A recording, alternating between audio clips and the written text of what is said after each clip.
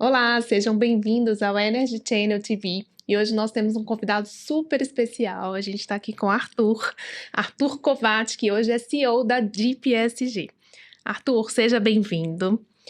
Fico muito feliz de te ter aqui, né? Principalmente da gente inaugurar essa nova parceria Deep Ecos, né? E eu queria primeiro que você falasse um pouquinho de você, do Arthur como pessoa, né? De onde que veio, né? Essa questão da tecnologia que você tem tão forte, né? Então, conta pra gente um pouquinho da sua história de vida. Legal, Thalita. Bom, em primeiro lugar, obrigado, viu, a você, a Ecos, a Energy TV pelo convite. É um prazer estar aqui, ainda mais estreando a nossa parceria, né? Então, realmente um prazer. Bom, falando um pouquinho de mim, né? Eu sou engenheiro aeronáutico, graduado pelo ITA. Por que engenheiro aeronáutico? Porque eu queria trabalhar com tecnologia, queria trabalhar, na verdade, explorando o espaço, assim. Quando eu era criança, eu assistia uma série do Carl Sagan chamada Cosmos, e aquilo lá mudou os meus horizontes. Eu disse, não, eu quero trabalhar na exploração espacial com tecnologia, física de ponta e tal. Disse, onde que tem isso no Brasil? E daí eu disse, não, o lugar que mais se aproxima é esse tal de ITA, então vai ser aqui mesmo. E daí fiquei o meu ensino médio bastante focado nisso, e acabei passando. E daí me mudei para São José para fazer o ITA. Dentro do ITA, eu participei 2 vezes da equipe internacional de matemática, na Olimpíada Mundial de Matemática.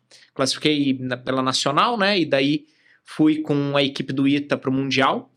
E lá, até, Thalita, foi onde eu descobri que, apesar de eu amar física, matemática, tecnologia, eu teria que ser outra coisa. Por quê? Porque nessa Olimpíada, a primeira vez que eu fui 2 vezes, né? A primeira vez que eu fui, eu tirei 14 de 100. Que é uma nota baixa, né? 14 de 100. O pessoal lá de Israel, da China, tal, tô tirando 80, 90 de 100. Acho que o melhor brasileiro tinha tirado 50 de 100. Eu disse, nossa, putz grila, né? Tem uma distância grande, né? Eu disse, não por isso, eu vou estudar, vou trabalhar, vou me esforçar, tal, ano que vem volto aqui para ir melhor. Daí, no outro ano, eu tirei acho que 11 de 100. Daí eu disse, eu acho que participar da elite mundial da matemática e da física não vai dar, assim. Uma, porque eu acho que eu estava no país errado, os colegas lá desses outros países, assim, com 12, 13 anos de idade, já estavam estudando cálculo, vários deles já tinham PhD e tal, e eu ainda estava no segundo, terceiro ano de engenharia, né? E segundo, porque eu cheguei à conclusão que eu não era talentoso o suficiente. E devo dizer, Thalita, que foi um momento meio vazio, assim, existencial, dizendo, bom, se eu não vou conseguir ser um matemático de ponto, um engenheiro da NASA, tal, o que eu vou ser, né? O que eu vou trabalhar? Eu tinha ficado, sei lá, os últimos 5, 6 anos com esse projeto de vida. E daí, nesse momento, eu volto para São José, volto para o ITA, e por uma série de questões internas lá próprias do ITA, eu acabo virando presidente do centro acadêmico e começo uma iniciativa lá dentro para dar manutenção de todos os prédios da base. Que os alunos do ITA, eles moram todos dentro do ITA, dentro da base que abriga o ITA.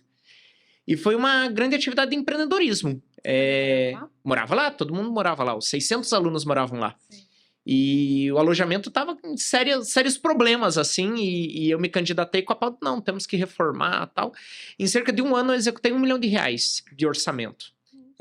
Montei um time, contratei funcionários e tal. A estrutura do centro acadêmico passou de uma estrutura ali muito focada ali na própria atividade de representação, para um centro acadêmico que fazia administração, tinha 6, 7 funcionários, 2 diretos, 4, 5 indiretos e tal. Então, assim, foi uma experiência muito grande de empreendedorismo. E daí, nisso, eu disse, não, na verdade, o que eu quero ser é empreendedor.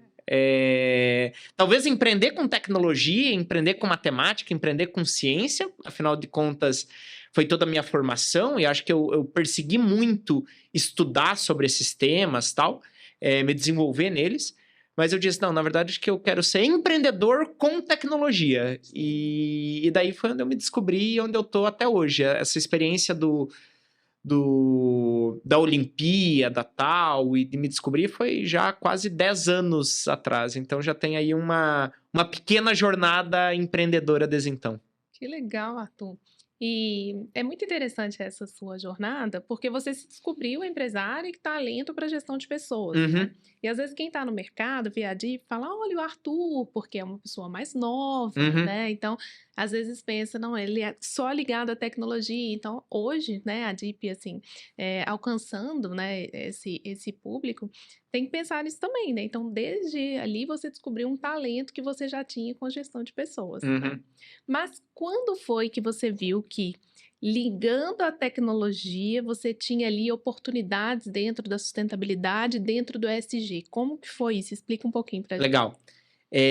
Só fazendo um parênteses, Thalita, a tecnologia é a parte fácil, tá? A parte É. difícil é a gestão de pessoas. Mas assim, falando um pouquinho de como é que foi a minha jornada com o ESG, né? Eu, desde aquela época, Thalita, eu sempre me interessei muito com a atividade do terceiro setor. Me envolvi em diversas ONGs, uma delas, o Instituto Alfa-Lumen, eu me envolvi também há uns 8, 9 anos e continuo engajado lá até hoje. E eu acho que trabalhar por um propósito, por uma causa, é algo que, para mim, nasceu junto com o meu interesse empreendedor. Mas o tema da sustentabilidade empresarial em específico surgiu com o cofundador da DIP junto comigo, o Paulo. Hum. O Paulo, ele é um executivo de mercado que trabalha com esse tema da sustentabilidade, da inovação há uns 20 anos, mais ou menos. Ele é 30 anos mais velho do que eu, tenho 29, ele tem 59. Sim. E, na verdade, a DIP começou com uma atividade nossa, quase como de consultoria e de estudo no tema. Isso são 6 anos atrás. E a gente ficou bem 1 ano e meio nessa. E eu acho que teve um momento, Thalita, que para mim ficou claro que a gente precisava transformar essa atividade, que nem se chamava DIP, se chamava C3S, numa atividade de criar uma empresa que criaria um software para sustentabilidade. E acho que onde que veio o clique, né?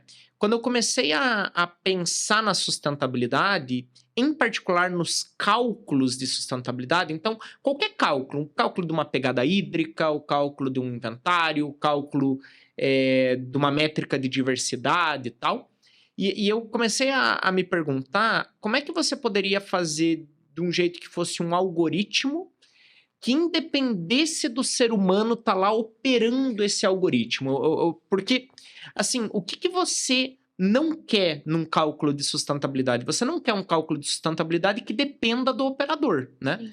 Já pensou a gente chegar aqui e dizer, não, a empresa... a pessoa A, quando fez o cálculo, chegou à conclusão que a empresa é limpa, e a pessoa B chegou à conclusão que não. Pô, é um problema, né?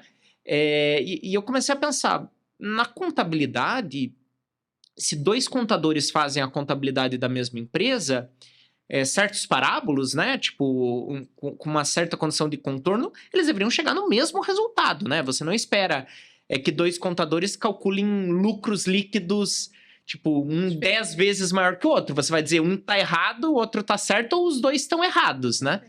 E eu comecei a pensar, por quê? Por que a contabilidade tem essa propriedade? E a contabilidade tem essa propriedade, uma, porque ela é um algoritmo, 2, porque ela se aplica no micro. Quando você vai fazer a contabilidade de qualquer empresa, de uma Vale, de uma Petrobras a uma pequena pastelaria, você não começa olhando a empresa como um todo, você começa olhando os fatos que acontecem dentro dessa empresa. Então, cada compra, cada venda, você começa a olhar, tipo, esses fatos contábeis e você tem um processo de olhar para esses fatos de maneira isolada e de alguma forma agregar na contabilização da empresa como um todo. E eu comecei a cada vez mais estudar contabilidade em particular, como é que funcionavam, como é que funcionam os algoritmos contábeis, e daí vem o estralo dizer, pô, a gente pode fazer a mesma coisa para o cálculo de sustentabilidade. Em alguns casos, essa analogia funciona de maneira praticamente exata, assim, o cálculo de emissão em particular, ele funciona de uma maneira, assim, exata, assim. Você consegue, de fato, criar um algoritmo para calcular uma pegada de carbono de um jeito bastante algorítmico. Em alguns casos funciona de maneira menos exata analogia, mas de modo geral funciona. Ele veio a ideia. Eu me lembro que foi um dia à noite quando veio essa ideia. E daí no outro dia eu liguei para o Paulo, que era o cofundador da Deep, falei a ideia para ele. E assim, eu geralmente quando tenho uma certeza, eu tenho uma certeza absoluta. Eu disse, é isso e é isso. E daí conversei com o Paulo, conversei em outros empreendimentos que eu estava também, disse, ó, eu quero largar tudo e eu quero me dedicar full time a perseguir essa ideia e transformar ela numa empresa de software. Sim. E isso foi mais ou menos há 5 anos atrás, foi em abril de 20, mais ou menos, fevereiro de 20. Em maio, junho de 20, a gente já estava abrindo a empresa, colocando o primeiro recurso para dentro, alugando primeiro a sala onde é que ia ser, pegando umas cadeiras, umas mesas, contratei alguns amigos lá do ITA, e eu disse, ó, é aqui que vai começar. E me lembro que eu coloquei a data de 20 de novembro como nosso primeiro hard commit de quando a gente deveria ter um protótipo funcional do software. Já integrando num ERP real, de uma companhia amiga nossa que foi apoiadora do projeto desde o começo, a Texis. E daí foi 20 de novembro a gente tinha um protótipo funcional. E olha que legal, eu conversando aqui com você, como eu acompanhei desde o início, né? Então, assim, eu tive contato com a Deep, se não foi em 2020, que foi a pandemia, foi 2021 ali. Acho que 21. Né? E a impressão que eu tinha é que ela já existia há muito tempo, então assim, começou para valer, né? E agora a gente vê, né, as pessoas de fato falando mais, interagindo com esse conhecimento e ainda tem um mercado muito amplo aí para seguir, né?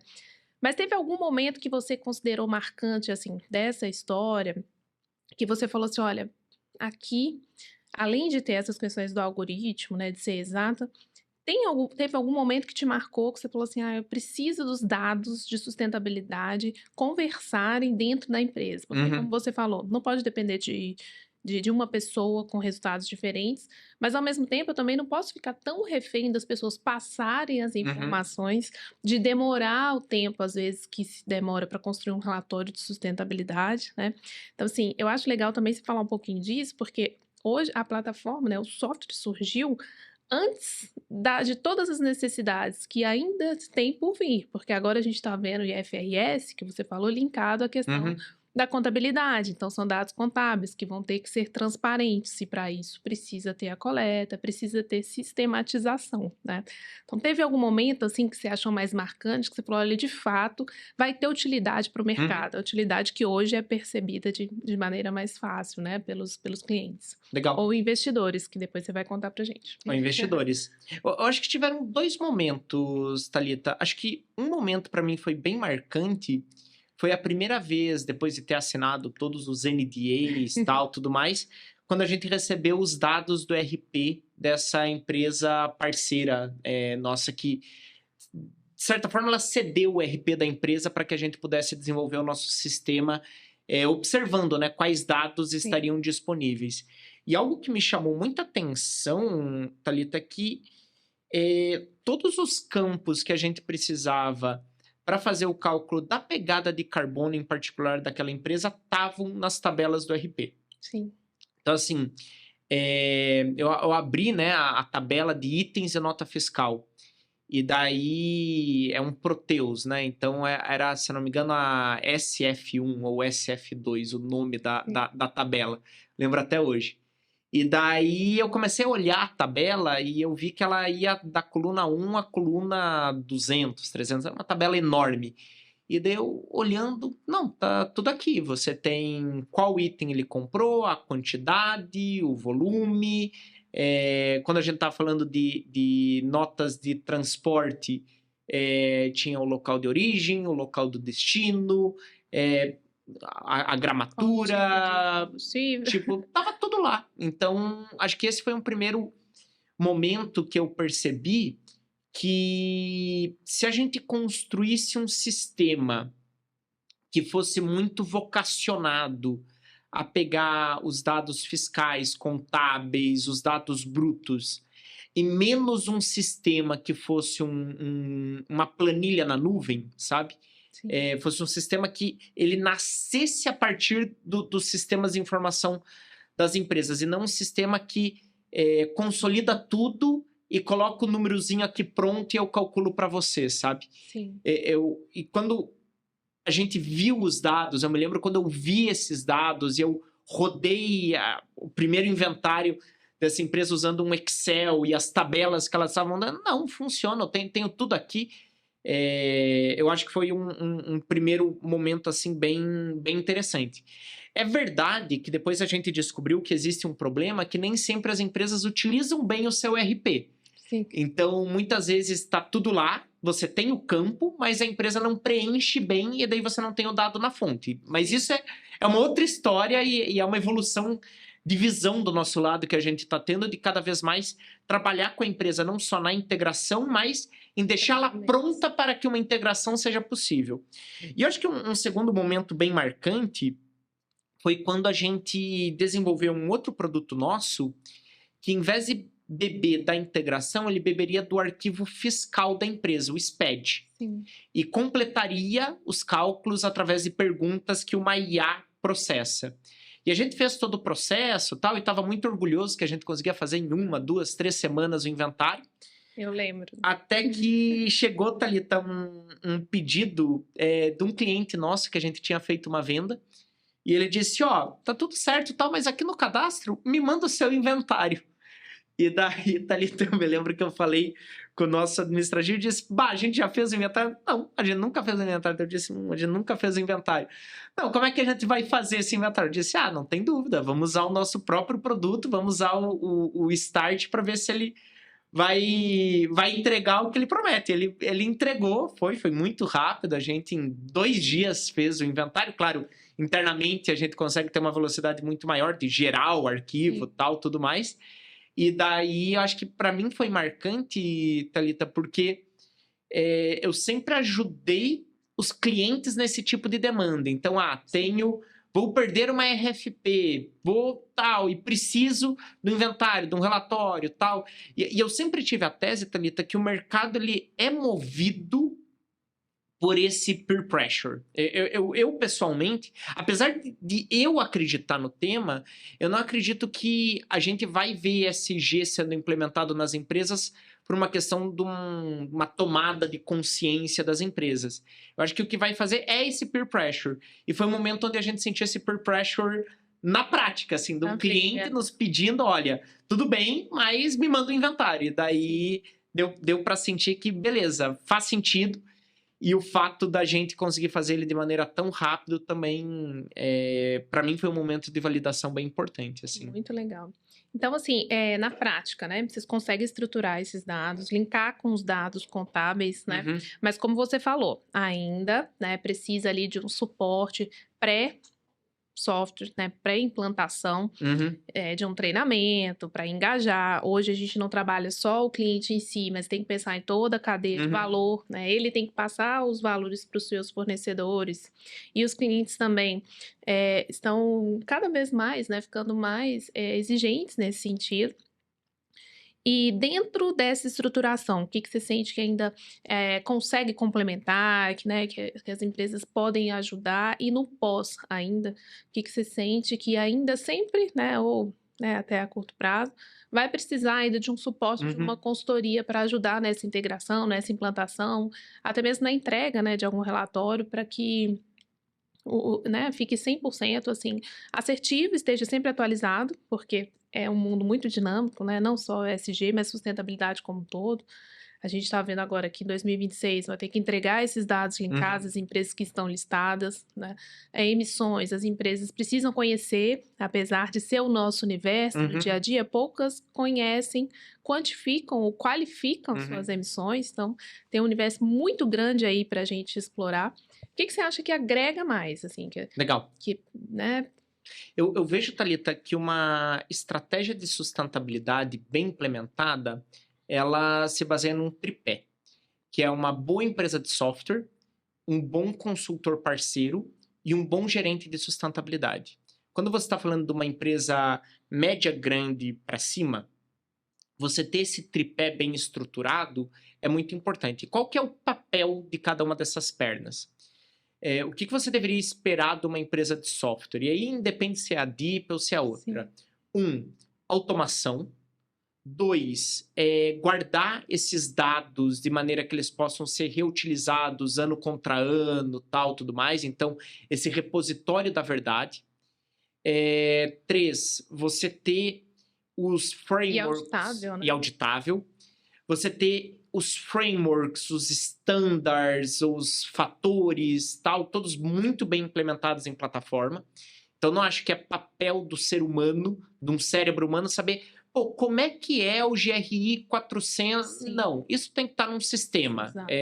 Exato. Sabe aquela brincadeira de você chegar para o professor de português e dizer, como é que escreve tal palavra? E daí o professor de português diz, não, eu sou um professor de português, não um dicionário. Exato. É a mesma coisa com um profissional da área de sustentabilidade. Você não deve chegar e dizer, me diz de novo qual que é o fator sei lá, da eutrofização de tal coisa.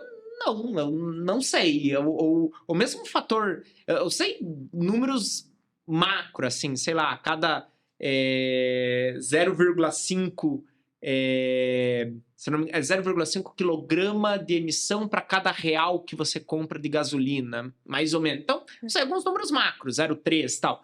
Mas os fatores exatos, tal, ou como é que é o GRI, a estrutura, tal, isso tem que estar tudo dentro de um software. Então, acho que esse é o papel do software. Repositório de conhecimento, repositório de dados, repositório de confiança, auditabilidade e algo que te entregue facilidade, integração e redução de trabalho manual. E que esteja atualizado. E que esteja atualizado, sempre atualizado. Então, é isso que você espera de um software. O que você deveria esperar de um consultor, para mim?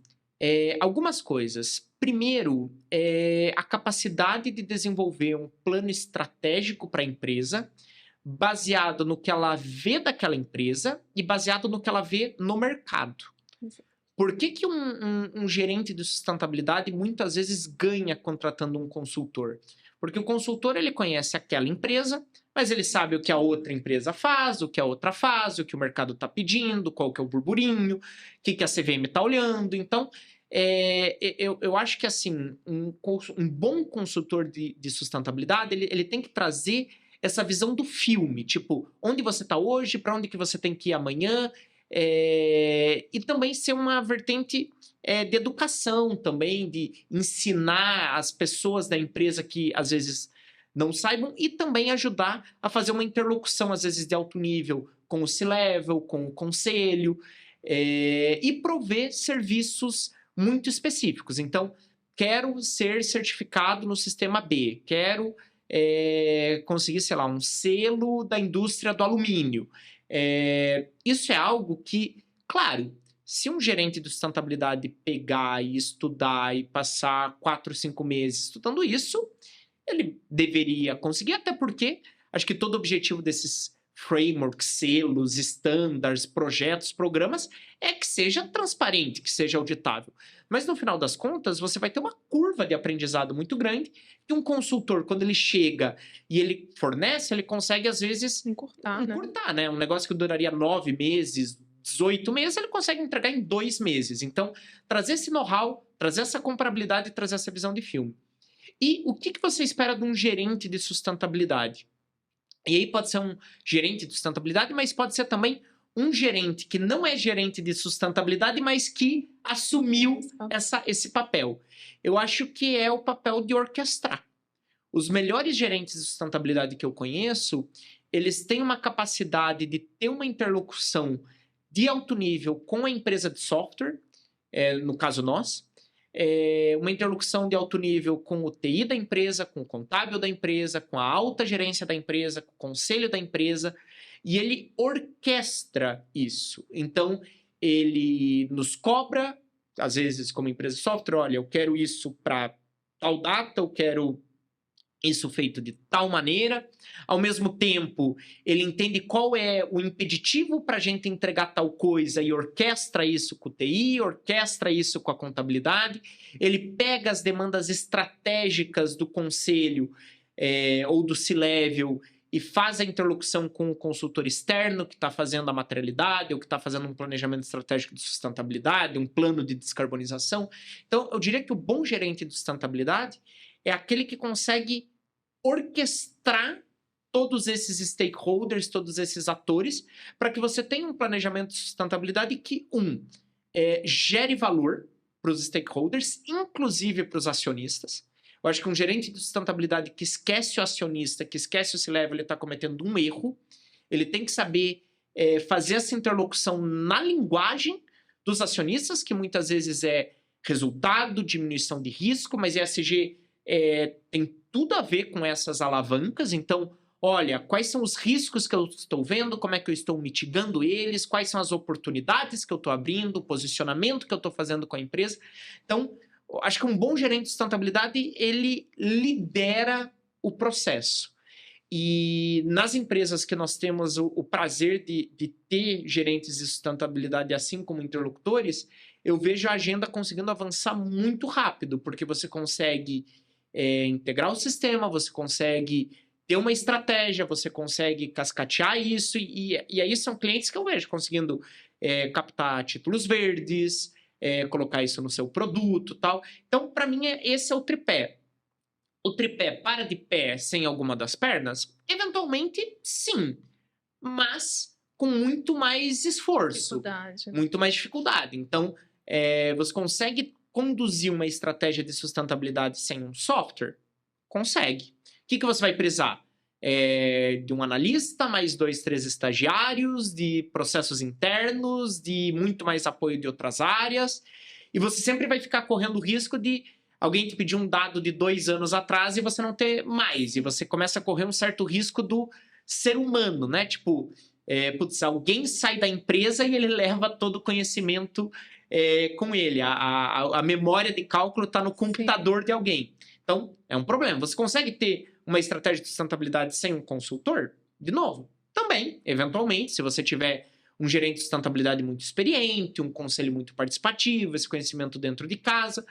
Mas, geralmente, o que vai acontecer é que objetivos maiores ou novos adventos regulatórios, tal, você vai ter um esforço interno, às vezes, para se adequar, muito grande. Às vezes, uma consultoria de 2, 3 meses com um consultor que a empresa desenvolva um relacionamento de confiança vai conseguir acelerar muito bem isso. E dá para fazer uma estratégia de sustentabilidade sem um gerente? Olha, esse eu diria que é o mais difícil. Mas dá. A gente tem alguns clientes que, por exemplo, é um analista, mas aí você precisa ter esse analista ou esse estagiário, alguém lá, que esteja muito engajado em fazer essa formação. Aí funciona. Mas infelizmente ainda, ou felizmente, né, sem um ser humano dentro da empresa olhando para o tema, começa a ficar muito difícil, porque você perde, né, justamente a capacidade de conectar o tema com a empresa e fazer essa articulação interna. Assim, eu acho que e às vezes eu até vejo isso, sabe, Thalita? Uma área de sustentabilidade que se isola do resto da empresa. Eu acho que isso é um grande erro. O valor que uma área de sustentabilidade gera é quando ela justamente circula na empresa. E bem, aí você precisa de um profissional da área. Muito bom. Você tocou num ponto muito legal, Arthur, que é a questão do benchmark, né, intersetorial. E aqui no programa eu falo muito disso. Quando a gente desenvolveu, eu falei, olha, eu quero fazer um programa para levar as empresas, por quê? Uma pessoa fala de uma ação, a outra fala de outra ação, e isso não existe ainda, né? A gente nós somos consultores, nós temos essa informação, né? Às vezes a gente passou por várias outras empresas, temos outros clientes de segmentos diferenciados, mas essa informação ainda não está pública, né? E como a gente aprende, uma empresa aprende com a outra, né? Eu bato muito nessa tecla. E sustentabilidade, isso é fundamental. ações de benchmark intersetorial. Então, Uhum. ali na bebida, eu posso ter um subsídio que vai virar um subproduto, né, de Uhum. uma outra indústria cimentícia, ou eu posso ter um aterro que vai alimentar ou vai ajudar um Uhum. outro de saneamento, de mineração. Então, esse benchmark eu vi as pessoas começando a fazer um pouco ano passado, né? Eu vi Raizen firmou parceria com a Vale, etc. Tinha alguns estudos, mas eu acho que isso a gente pode potencializar, né? E aí a questão, a gente está falando de software, né? Lógico, Uhum. mas a gente tem que investir mais também questão de tecnologia como um todo, né? E aí a gente fala até dos planos de descarbonização que você fala, que a gente pode acoplar essas soluções, né? Então, estudar mais, desenvolver mais tecnologias, né? Você vê ali, tá ali colada no centro Uhum. tecnológico, sempre teve isso presente em você, né? Como você enxerga isso, assim, essa abertura para a inteligência artificial, essas novas tecnologias, possibilidade de estudar o hidrogênio, como que você vê, assim, no olhar mais amplo, essas possibilidades e também, claro, linkado ao que a gente pode oferecer, né? Daqui para frente, na DIP, pensando sempre em ampliar a escala, né? Porque o SG só existe se a gente conseguir escala Aham. dos nossos dados, das nossas informações e das ações que vão ser tomadas daqui para frente, né? Legal. Eu acho que um jeito legal de responder a essa pergunta, Thalita, é começando com a seguinte reflexão. Muito do que motiva as nossas agendas de SG das empresas são pautas de mitigação de risco. Então, se você pega, por exemplo, o problema do inventário, o problema das emissões. O problema das emissões, ele é um problema. Assim, emitir carbono é algo que leva o nosso planeta e a nossa atmosfera num caminho ruim, num caminho que gera perda econômica. Você pega a escassez hídrica, né? Tem muitas bacias hidrográficas, mesmo aqui no Brasil, que estão em risco de estresse hídrico. E daí você tem, sei lá, uma cervejaria instalada nessa região, putz, isso passou a ser um problema.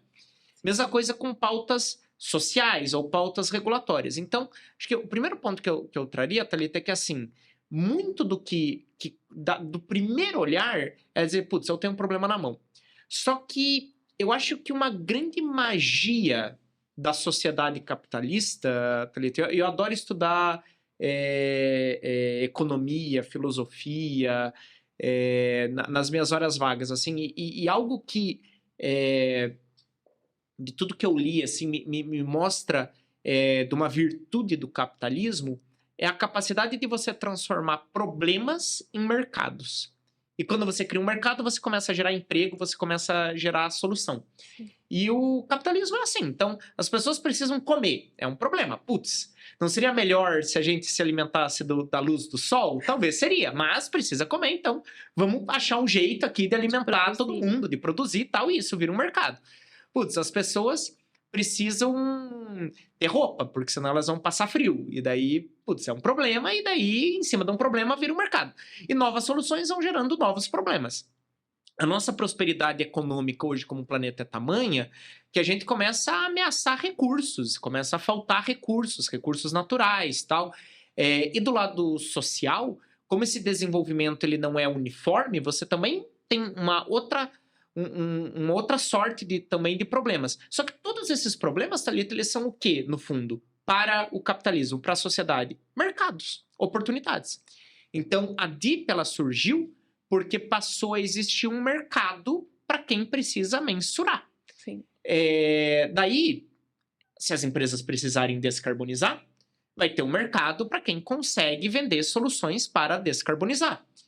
E por aí vai. Se as empresas elas precisam olhar para o estresse hídrico, toda solução que reduza o consumo de água, ou otimize o consumo de água, ou crie circularidade, vai começar a trazer benefícios. E daí eu vejo muito o mercado evoluindo na seguinte forma. O Estado ele tem o papel de criar essas balizas, de criar esses custos, de dizer, olha, eu vou associar o carbono um custo, eu vou associar ao consumo da água dentro de uma bacia hidrográfica um custo. Você vai dizer, a água já tem custo. Será?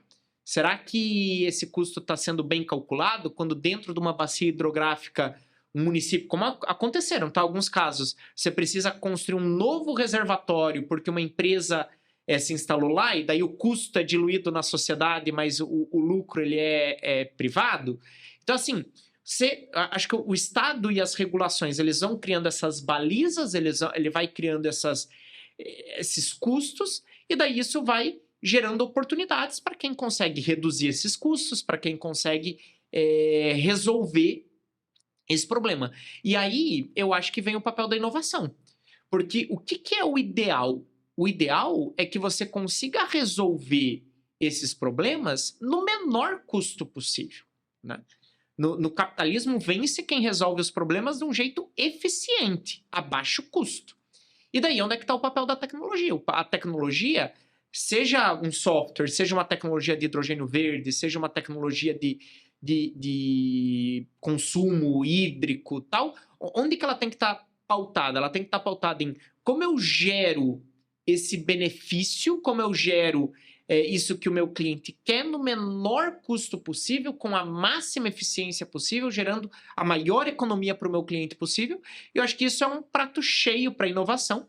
Eu sou bastante otimista, então acho que nas próximas décadas a humanidade vai encontrar jeitos bastante criativos de capturar carbono, de emitir menos. Na medida que isso tem um custo, vão surgir empreendedores, e na medida que esse problema tiver melhor resolvido, eu acho que uma certa cauda longa ele sempre vai ter, mas na medida que ele seja melhor resolvido, vão surgir outros mercados e outras oportunidades. Até nesse sentido, é curioso eu dizer isso, mas eu acho que se daqui 50 anos o negócio da Deep continuar sendo medir carbono, vai significar que falhamos, entendeu?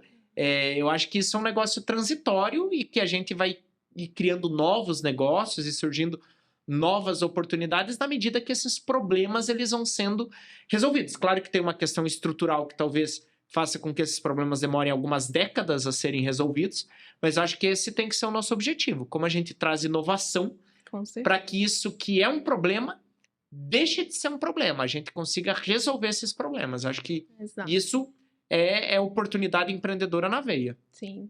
E eu vou até te confessar, né? Porque na Ecos a gente faz o inventário, né? De gases de efeito estufa. E aí a gente pensou, nossa, vai levar a Deep para o seu programa? E aí, como que vai ser? Eu falei, vai ser bom, porque quando a gente faz um inventário, o que a gente não quer é que o gestor coloque na gaveta e não faça nada com aquilo, né? Então, com certeza, ele tem que continuar, ele tem que ter rastreabilidade dos dados.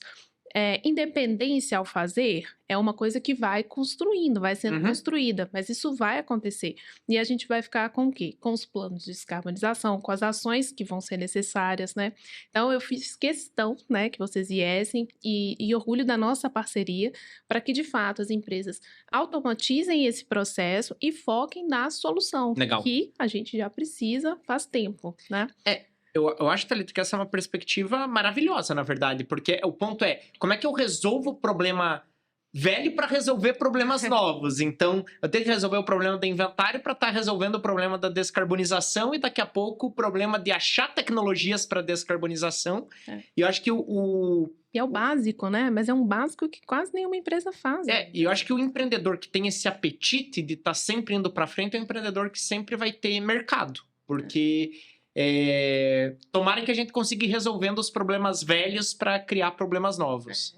E você falou aí de pontos muito importantes, né? Análise de riscos, então análise de cenários de riscos, due diligence, que agora, né, está sendo muito, está intensificado. Você deu o exemplo de empresas de bebidas, mas é uma realidade geral de várias outras indústrias. Mineradoras. Exato, que depende ali do recurso, né? Então, é algo que ano passado assustou, né? O crescimento, e as empresas falam, nossa, eu dependo disso, como que vai estar daqui para frente, daqui 5 anos, né? E é uma outra junção que a gente precisa, de dados meteorológicos, de análise de riscos e de cenários frente a esses dados, né? Então, são estudos muito mais aprofundados, mas que as empresas precisam começar. Primeiro, precisa entender dentro de casa o que elas fazem, quantificar, qualificar, ver o seu impacto no escopo 3 e depois começar a desenvolver essas ações que são necessárias. E como eu falo, né? Eu falo muito nas minhas palestras também. que grande parte dos problemas está nas empresas, mas também grande parte das soluções. E a gente precisa alavancar com elas, né? E falando de empresas, a gente falou de grandes empresas. Como que você enxerga o mercado de pequenas e médias para o ESG? Eu sei que a gente tem uma opinião super em comum, né? Mas fala um pouquinho aí dessas oportunidades que você vê para essas pequenas e médias nos próximos 5 anos. Legal. Eu queria começar primeiro falando, talvez, da parte ruim, tá? A parte ruim é que toda pequena e média empresa, nos próximos 5 anos, talvez 7, talvez 3, vai estar tendo que fazer relatórios de ESG, de sustentabilidade, para continuar operando, Thalita. Por quê? Porque o cliente vai exigir, o cliente já está exigindo e o cliente vai exigir cada vez mais. Então, uma empresa B2C, uma empresa que coloca um produto na gôndola do supermercado vai precisar. Mas uma empresa B2B vai precisar também. Uma empresa que exporta vai precisar. Uma empresa que vende para uma empresa listada que está fazendo um relatório vai precisar. Então, assim, hoje seria impossível você imaginar uma empresa sem balanço, né? Contábil. Você vai dizer, ela é obrigada, inclusive, porque ela tem que pagar imposto. Sim, e no carbono, no impacto também vai acontecer isso. Ela vai ter que fazer um inventário, um relatório, porque ela vai estar sujeita ao mercado regulado de carbono, ou vai estar vendendo para alguém que está sujeito e tal. Então, assim, acho que, começando por aí, acho que a tendência é que, por motivos alheios às empresas, virará uma necessidade básica. Uma empresa daqui 10 anos que não tiver, por exemplo, um conselho estabelecido, minimamente consultivo que seja, falando de questões de governança, eu conjecturo que não vai conseguir pegar crédito num banco. Porque a régua, a expectativa mudou, né? Há 30 anos atrás, era totalmente possível você imaginar uma empresa, em particular uma empresa limitada, familiar, dizer, não, ela não tem conselho, não tem nada, vale o que o dono fala e ponto, acabou. Hoje, eu acho que isso é muito difícil de imaginar. É muito difícil você atrair e reter talentos numa empresa que funciona como uma autocracia. Daqui 10 anos, acho que essa empresa não pega crédito no banco, porque o banco ele vai chegar num nível de sofisticação e dizer, cara, como é que eu financio uma empresa que eu não tenho garantia de continuidade? Se bate um carro e o cara morre, a empresa morreu junto com ele, entendeu?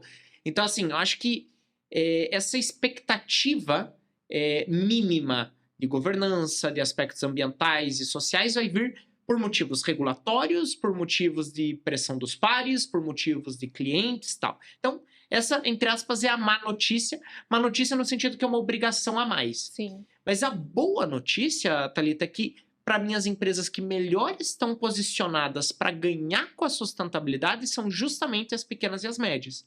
Porque são as empresas que podem inovar do ponto de vista de produto, são empresas que podem inovar do ponto de vista de solução, são empresas que podem encaixar em nichos de mercado. Então, se eu sou uma empresa que tem 70% do meu mercado, eu sou meio que escravo da onde o meu mercado está, né?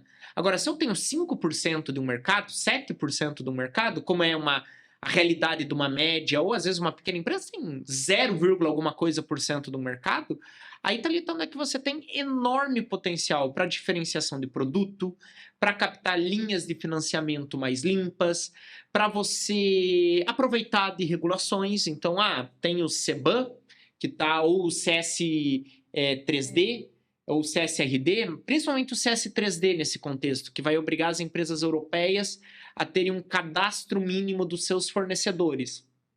Pô, eu forneço um produto para várias supply chains e empresas europeias. Deixa eu me adiantar. Tô aqui, compliant com o CS3D, tá aqui o meu relatório. Sim. Se você quiser comprar de mim, tá aqui a minha tabela de preço, tá tudo compliant. Tem relatório de sustentabilidade, inventário, tá tudo medidinho, tal, do jeito que a regulação pede. Pô, é um cartão de visitas forte, né? Tipo... diferencial, né? Que já deveria ser padrão, mas que ainda tem uma oportunidade. Tem uma oportunidade. Né? Então, acho que assim, para as médias e pequenas, Thalita, eu acho que onde tá, sinceramente, a maior oportunidade de ir pelo ganho. Porque a empresa que é gigante, ela vai fazer na hora que a média do mercado mover. É. A empresa que é média e é pequena é a empresa que consegue capturar oportunidades. Sim.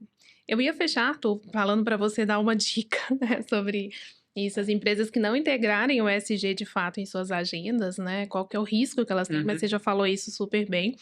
E então, aproveitando que você tocou no ponto, né, de regulamentações europeias, o que você acha da rastreabilidade? Legal. Aí eu tô te desafiando aqui, aproveitando. Bacana. Assim, eu acho que não só o mundo da sustentabilidade, tá, Thalita? O mundo, em todos os seus aspectos, ele tá virando um mundo cada vez mais digital, né? Nós temos uma realidade aqui física e nós temos também uma realidade digital, né? Terminado aqui, eu vou postar nas minhas redes e existe lá o Arthur do LinkedIn, o Arthur aqui de carne e osso. E isso vale para pessoas, mas isso cada vez vale mais para produtos. Isso está valendo para qualquer coisa, né? Você pede uma entrega na Amazon, tem o produto que está fisicamente viajando e tem um produto digital que viaja no seu celular. E isso vai acontecer de maneira muito forte na sustentabilidade. Por quê? Porque os problemas de sustentabilidade, de modo geral, têm uma tendência, Thalita, de vazar. Como assim? Se você é uma corp europeia, já regulada há 10 anos, tal, provavelmente no seu headquarter não tem nenhum problema de sustentabilidade. Nenhum. Todos os funcionários estão sendo remunerados de maneira justa, você tem um programa de diversidade, a empresa tem um painel solar no teto, vai estar tudo redondo. No fornecedor N1, muito provavelmente também vai estar tudo certo. O problema é quando você entra no nível 2, no nível 3, e daí você começa a ter problemas. Aí onde é que você começa a ter o cascateamento do espremer de margens, levando a práticas não muito boas, e isso é onde geralmente nascem os problemas de trabalho escravo, os problemas de poluição, os problemas de uso de maneira equivocada ou imprudente de químicos perigosos. São nessas cadeias, por isso que eu digo, ele vai vazando, né? Sim. E daí por isso da importância da rastreabilidade, porque hoje você não tem muito mais a desculpa que não existe tecnologia, ou que não é possível.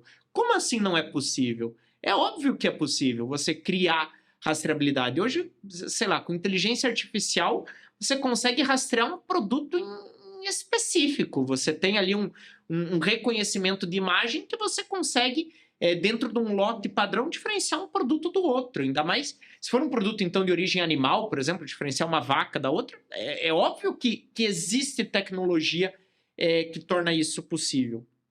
Então, acho que é uma inexorabilidade, assim, você começar a ter cada vez maior demanda por rastreabilidade e isso exigir tecnologia que, de modo geral, Thalita, já existe, tecnologias já disponíveis, para que você consiga criar essa rastreabilidade de modo efetivo. E aí, conectando, né, com o que a DIP faz, a DIP busca essa rastreabilidade no ERP do cliente, no sistema do cliente. Então, está tudo rastreável desde o momento que o produto entrou dentro da companhia. Eu sei exatamente qual nota fiscal levou a qual emissão que eu aloquei em qual centro de custo. E na medida que um sistema como o nosso vai sendo acoplado com outros sistemas e tal, você começa a ter essa rastreabilidade da onde está vindo, nesse caso, a emissão e dados de clima tal, mas você consegue fazer essa rastreabilidade para praticamente qualquer tema. E eu acho que isso para o ESG vai ser uma tendência muito forte, uma tendência do mundo. Assim, as empresas que ficarem alheias à economia digital vão desaparecer. Porque a partir do momento que 70%, 80% de todo o consumo for digital, as empresas que estiverem fora vão cada vez mais perder relevância, até que vai chegar um momento regulatório onde você vai obrigar a todo mundo digitalizado. E eu acho que, enfim, isso é uma tendência que já vem acontecendo e ela tende a se consolidar nos próximos anos. Ótimo. Nossa, Arthur, foi ótima a nossa conversa, muito obrigada. Acho que foi muito aprendizado. É tão bom conversar com uma pessoa que raciocina de uma forma fora da caixinha, né? Legal. Então, acho que você contribuiu bastante. Até mesmo eu, que estou acostumado com várias vertentes, várias histórias aqui diferentes, hoje, com certeza, você trouxe muito conteúdo aqui. Queria te agradecer, viu? Legal, obrigado. Ficar aberto aqui para você Valeu. voltar várias vezes e a gente se vê lá no Congresso. Boa, né? eu que agradeço, Thalita, e a nossa parceria contigo, com a Ecos, pra gente tem muito valor. Então, tô muito feliz de estar aqui, viu? Que bom, fico feliz e é recíproco. Boa, obrigado. Tchau, gente. A gente se vê no próximo episódio. Até mais.